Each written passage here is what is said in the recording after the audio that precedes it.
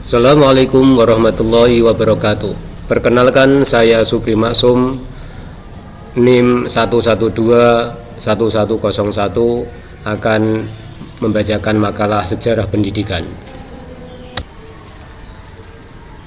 Perkembangan pendidikan di Amerika abad ke-20.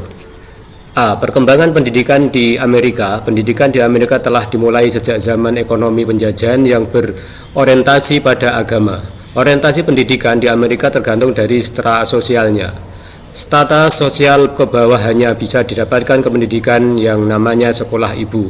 Sekolah ini hanya membaca, menulis, berhitung, dan agama. Strata sosial ke atas mendapatkan pendidikan di sekolah Latin dan kolegis.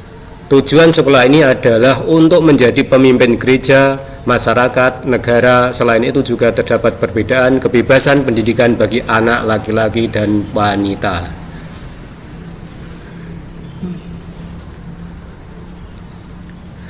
Diskriminasi pendidikan terhadap wanita terjadi sebelum Amerika merdeka. Setelah Amerika merdeka pada tahun 76, ternyata membawa pengaruh besar bagi pendidikan di Amerika, sehingga melahirkan aliran yang terkenal gerakan public school atau sekolah umum, tidak memandang kulit putih, pria, wanita, dan dalam menempuh pendidikan. Mengalami pro dan kontra akibat campur tangan sejarah pendidikan telah mencapai 3 periode, yaitu periode reformasi. Ketiga periode tersebut dikenal sebagai gerakan sekolah pertengahan abad 19. Pertengahan abad 19, public school tersebut luas di seluruh Amerika, tetapi pendidik dan fasilitasnya agak minim. Kelulusan ini mampu berpartisipasi dalam kehidupan politik dan memasuki dunia kerja. Gerakan reformasi membawa perubahan pendidikan di Amerika, yaitu fermentaso, diawali tahun 50 sampai pertengahan tahun 70-an. Organisasi yang didirikan oleh guru semakin tumbuh, berpengaruh dan memperoleh kekuatan politik. Hal ini yang menyebabkan guru bersatu untuk menuntut perbaikan ekonomi dan kehidupan sosial. Karir dari public school mengalami kemerosotan pada awal tahun 80-an karena hilangnya kepercayaan umum dan moral profesional yang rendah. Konsep pendidikan Montessori. 1. Biografi singkat Montessori, yaitu lahir pada tahun 1870. Yang kedua adalah metode Montessori.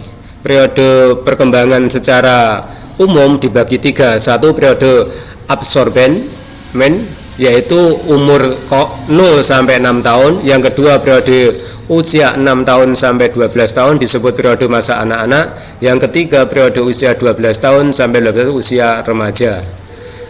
Konsep pendidikan Helen Parkhurst ini ada 5.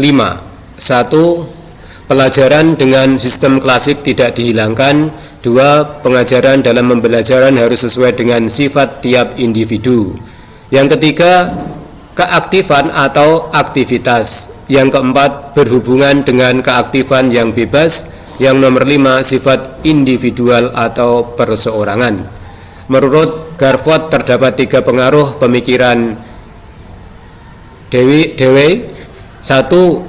Melahirkan konsep baru tentang kesosial pendidikan. 2. Memberikan bentuk dan substansi baru terhadap konsep keberputuasan pada anak.